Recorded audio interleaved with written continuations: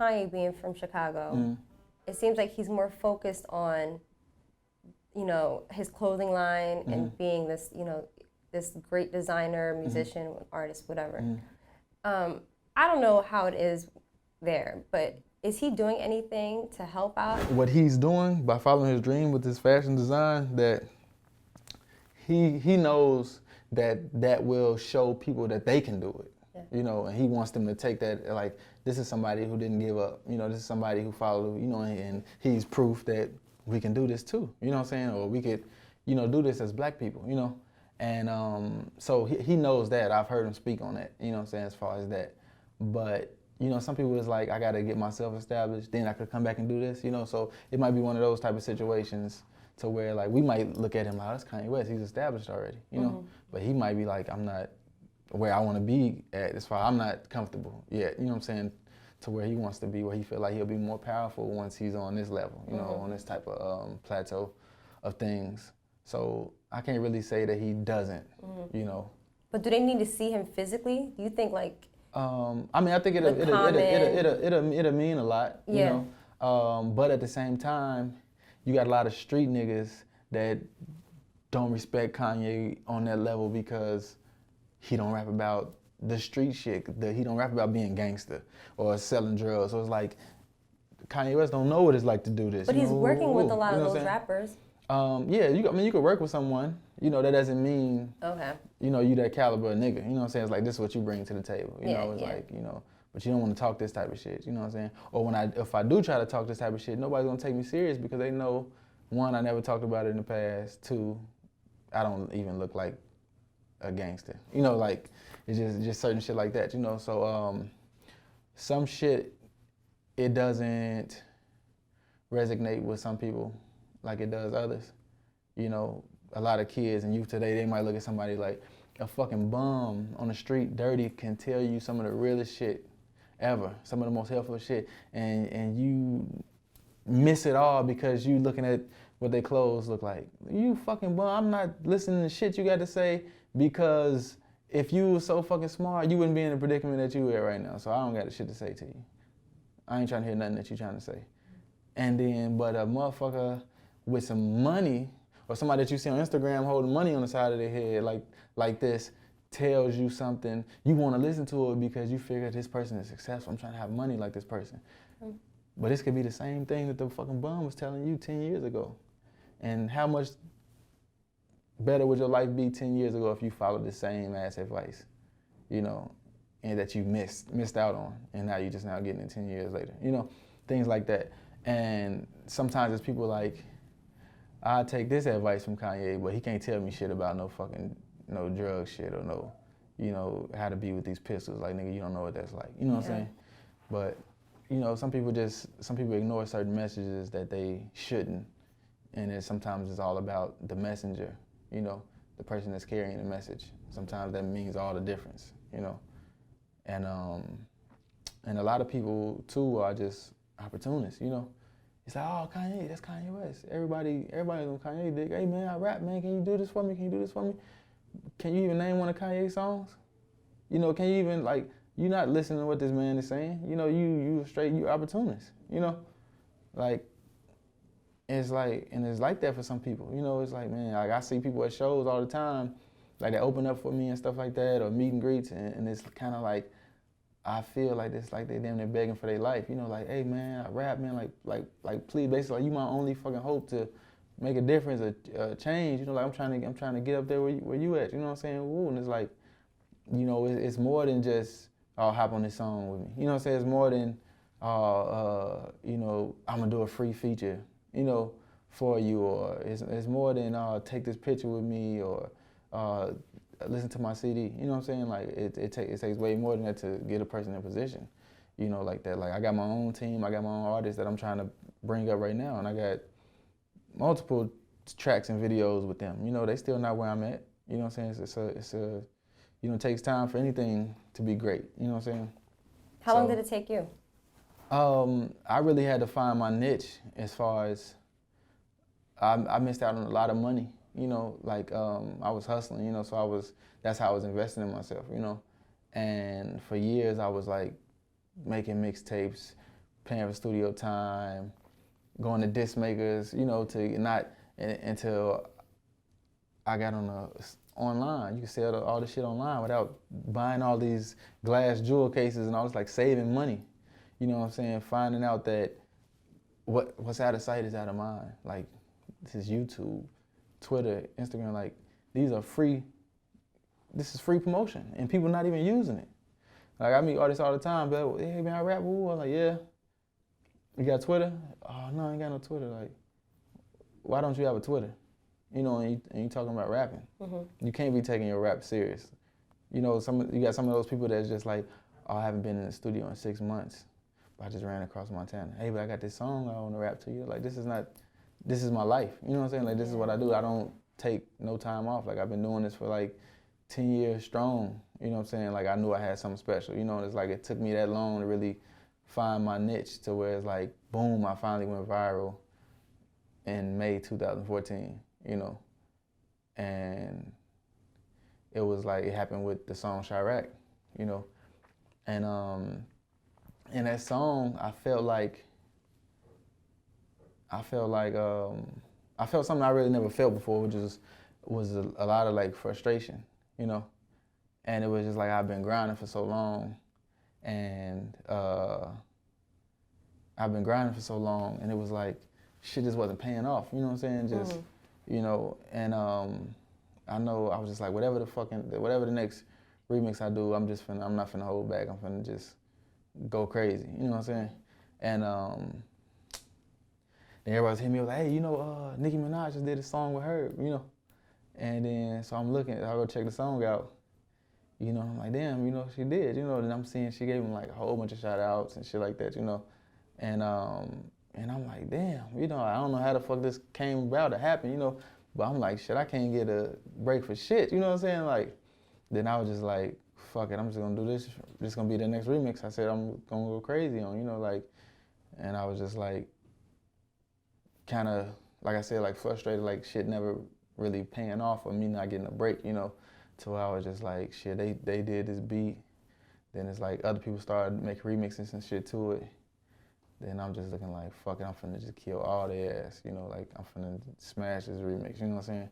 And then, shit, I did my shit and I just watched the numbers go like, damn, it's been out for an hour and they got, you know, 2,000 views, you know, and I'm looking like, damn, it's been out for 5 hours and they got 6 million views. Like, I ain't never been moving this fast, you know?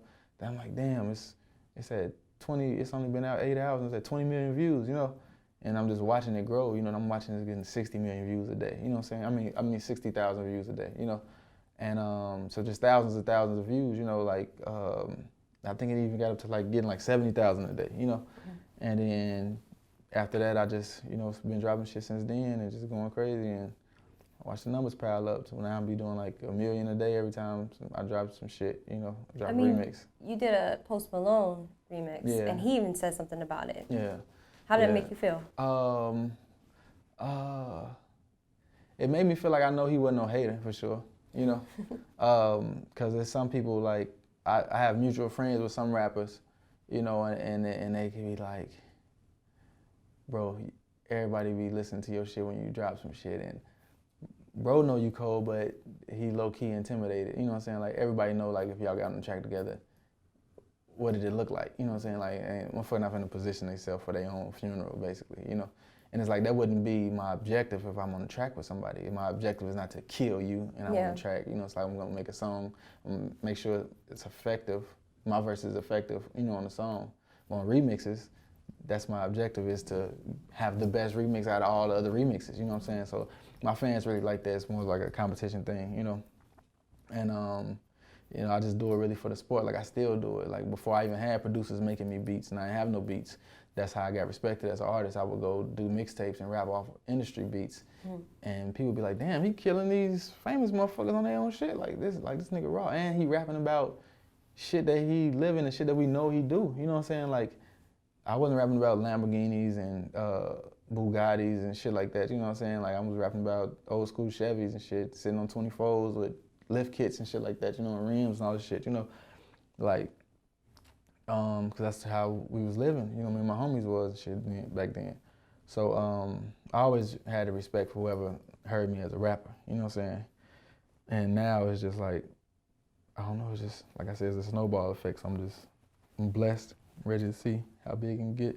Are you worried that your fans are going to know you more as, like, doing your remix, being like a freestyle rapper versus, like, because you know it's a singles world. Right.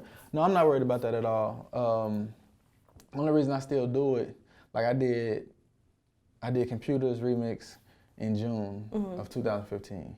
And I didn't do another remix until January, which is about 6 months later, January 2016, that was the White Iverson. Then I didn't do another remix until 5 months later, that was just last month with Panda, you know? So it's like damn near half a year, like every 6 months, I drop a remix now, you know? I used to do it like every month and a half, you know, or every, you know, shit like that, you know? So I haven't been doing it much, but I make sure I still do it to show my appreciation to my fans, you know, because I always, you know, what y'all want to hear me do next, you know, they just fill up the comments, you know what I'm saying? And I feel like that's what got me here, you know? So for me to show my appreciation, it's still for me just cool to do it just for the sport, you know what I'm saying? And a culture of hip hop, you know, just something fun, you know, while I still put out my original music, you know. Like sometimes I do see people that comment and be like, hey man, get your own beat. Why don't you fucking snap on your own beat? You always stealing somebody else's beat and doing this, you know? And then I always got fans that come, you know, to my side like, you stupid fuck, he got 2 whole mixtapes out, you know, something. Or he got 3 whole albums out with 48 songs, you dumbass, go fucking listen and all this other shit, you know?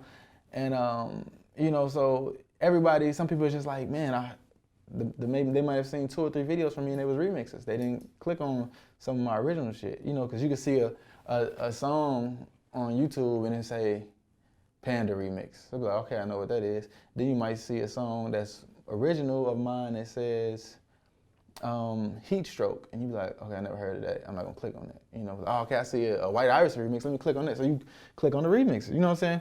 So you clicked on 2 or 3 remixes, so you feel like all I heard him do was rap off some remixes. You know what I'm saying? And now I want to type and talk some shit, saying that this is all he do or this is all he can do. You know, but no, but anybody that knows me and listens to me, they know what it is. They know it's way more to me than, you know, the little freestyle remixes. I mean, you got your stands, you got millions of followers, millions of views, but the media attention doesn't seem to be on it. It's like you're not being acknowledged on the same platform as let's just say, you know, Designer, you know, 2 Milli. To me, I just like, I love reality, you know. And I understand that the route I'm doing independent is gonna be easier. You're not gonna have so much people backing you and stuff like that. You know, I understand a lot of this stuff is politics, you know, and who you have vouching for you. And when you choose to be independent, it's like you don't have anybody vouching for you. So it's gonna be a number of people out there that doesn't want to fuck with you. Like, oh, who do you think he is? He could just say some shit like he 50 or like he Drake or like he did like. No, dude, it don't work that easy. You know what I'm saying? So it's gonna be some people that's gonna try to not let you in that door yet until they see like, damn, people really fucking with this dude, or he really doing numbers. You know, like now it's kind of like we being left in the dark and he's still rolling. You know what I'm saying?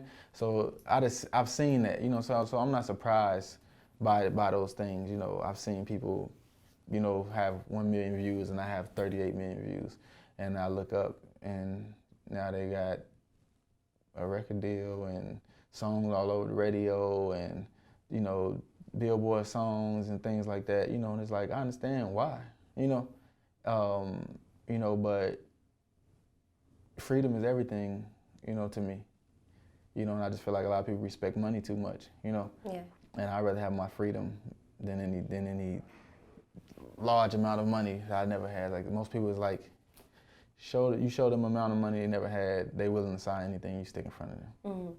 And it's just like, that's like what it is. Like, and to me, it's like, yeah, a record label could do this for me and do this for me like that. And it's like shortcuts, but it's like, at the end of the day, I feel like it's all gonna come to me. You know, like I might not get it as fast, but it's gonna come, you know?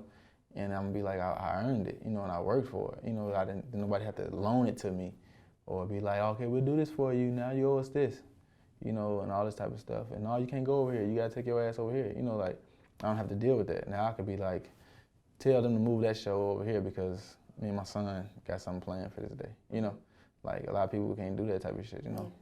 So I definitely value my freedom. Yeah. And who wouldn't want to be their own boss? You know what I'm saying? It's just like, That's really what it is. Look, I work with them on Mad. Good guys. Good heart. Good guys. Give you the shirt off their back. Is it ironic? Is it a coincidence that most of their friends are white and got white wives? They like white women? I mean. Then they develop envy because they go home. They get out the car with their friend, with their other partner, and he listening to your music. They walk in the house, they girl listening to your music. They go downstairs, the kids doing a dance to your music. Now they are hypnotized with hatred.